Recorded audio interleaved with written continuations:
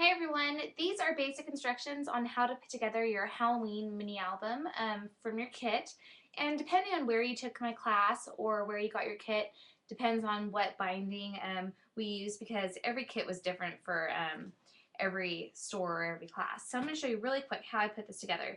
You should have two gatefold doors in the front, and how I covered my chipboard was I made sure that all my 3x6 pieces were covered with the same paper. So see, this paper is the same paper as this. It's basically a 6x6 cut in half. And I did the same thing on the back. So the back has the same kind of paper. So when you go through, you'll notice that all my pages are covered with paper, and all of the fronts and backs are covered there. So really quick, all you want to do is decide what order you want your pages to go in. And you're basically going to take half of your 6x6 pages, which would be, looks like 3 pages, and you'll punch holes, 2 holes, on the right side of 3 of your pages, and then again on the left side of 3 of your pages. So notice that these pages right here have the holes on the right, and these pages here have the holes on the left. So now you want to put your pages in the order that you want them to go in. So mine are going to go like this.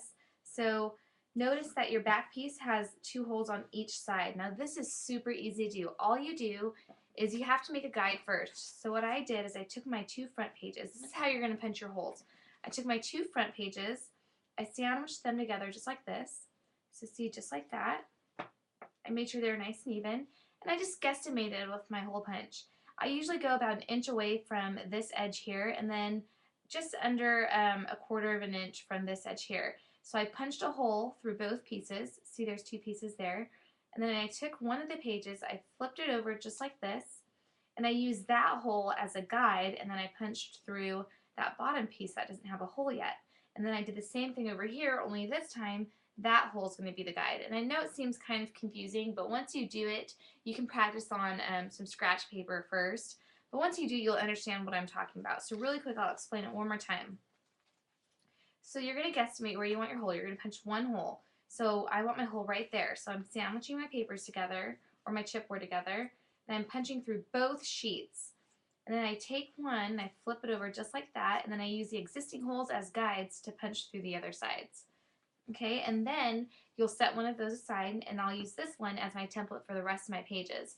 So once again, you're going to take 3 of your 6x6 pages, you're going to put your little page on top of that, line it up, and then you're going to use those holes as a guide to make your punches.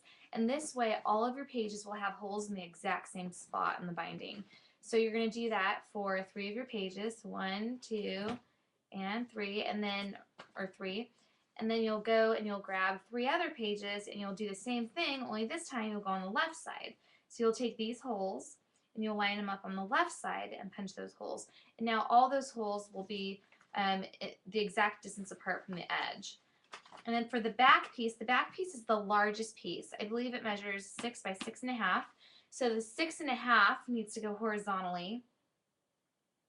And what you're going to do is you're going to punch holes on both sides. So take your guide piece, punch those 2 holes like this, and then you're going to flip it over and you're going to punch those 2 holes. So there needs to be holes on both sides. So now decide which page you want to be in the back of your book. So I'm just going to do this one. And this one's going to go here, but I'm going to set it aside because I'm not going to bind this piece on there just yet. And then we're going to put this one here. And then this one's going to go on this side, so I'm setting it aside. And then we're going to put this one right here. So now I'm going to go and get my gate doors and make sure they're right side up. And I'm going to grab the one that has the holes on the same side, and I'm going to stick that right there. So now I'm going to bind all of these pages to this large back piece that measures 6.5 by 6. So I'm just going to grab some ribbon here. Depending on where you got your kit, depends on what kind of binding ribbon you got. And I'm just going to bind this whole thing. So I'm going to lace through my holes here on all my pages.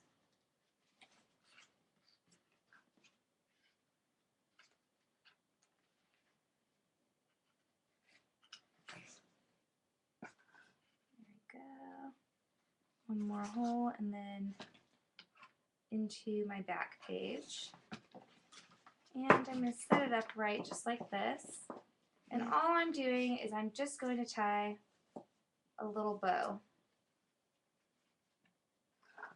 So I've got a little knot there. And make sure you leave plenty of room, plenty of slack for embellishing. So I'm going to leave about that much extra room. Maybe even a little bit more. And then I'm just going to tie a bow. So I usually go this way so that my tails will be down. And tie a bow, nice tight little bow. And trim the extra off. And then you're going to get the rest of your pages binded to the back.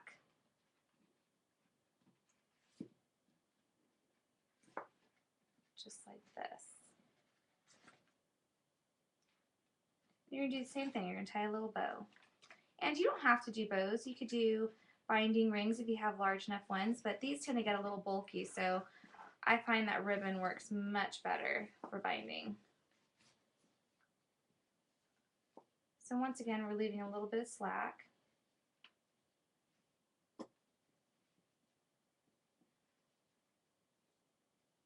And we're tying a little bow. Pull your loops tight, make sure they're nice and even, and trim off the extra. So now you've got one side binded just like this. So now you're going to open it up to the very back page, and you're going to start putting your other pages in there.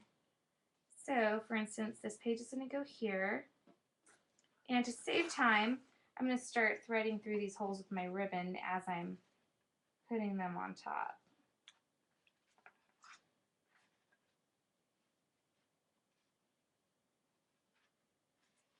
So I'm going to cut two pieces and kind of do two at once.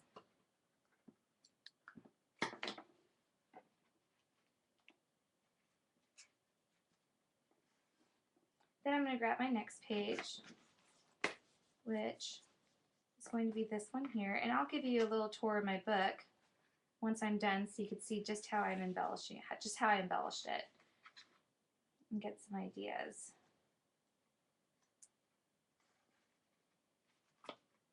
And then my last page, other than my little 3x6 page, is going to go on there too. And then we've got my 3x6 page.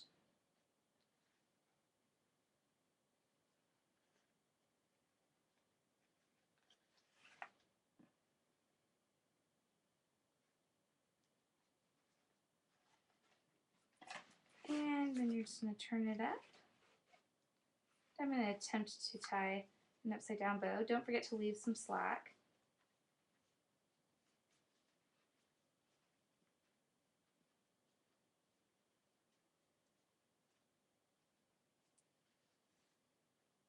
Do the same thing right here.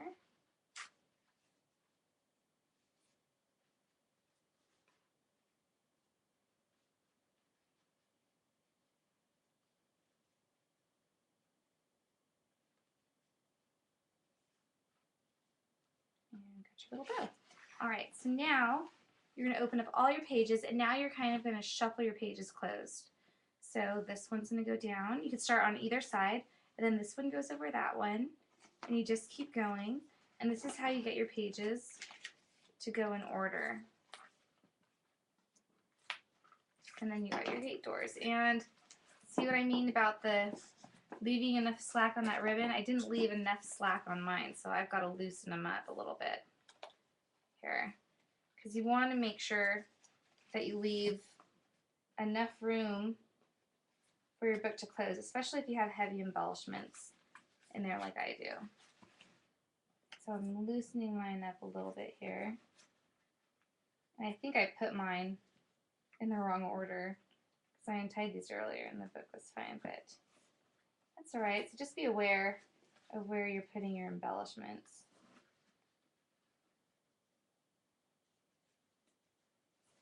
Inside your book. So probably should close this one like this. There we go.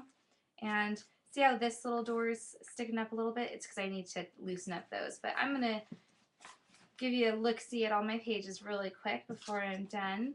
So here's the cover, and for this gate, all I did was, this is the felt gate that comes in your kit. It's self-adhesive. So what I did is I pulled the contact paper off the back, and I used the sticky side to put my glitter on, and then I glued the felt side down to the paper. So it worked perfect for getting some nice flat black glitter on there. So when you open it up, I've got some ads on there, and then this is some Prima packaging that came with this vine, and it flips up just like that. And you keep going. These pages are pretty plain, didn't do a whole lot, but you can make it so that her broom isn't glued down so you can stick photos behind it. And then for this page, I just have the little tie there. It opens up, and it's that picture of the Mad Hatter. And this page has the bling on there. You open it up, and I used some of the borders as pockets. So I only glued this side, the bottom, and this side, and then I've got little tags that slide into there. And this is a pocket as well. This is the border, and it acts as a pocket, and that's part of the vine that I cut apart, and I layered the flowers and inked the edges with black. You open it up, and here's another pocket made out of an ad, and these lift up so you can put photos behind them. And you've got another little picture here that you can open up. I didn't want to cut apart the artwork, but this serves as a pocket as well because it has a little tag that slides open there. And this is the packaging again that just flips open like that. And then you open it up, and you've got your back pages. So that is it. I hope you enjoy putting this album together. It's a whole lot of fun, and I'm sure you'll have it for a few years before it gets too destroyed. But if you have any questions, please feel free to email me at marian@apieceofcraft.com, and my website is mariansmithdesigns.com. Thanks.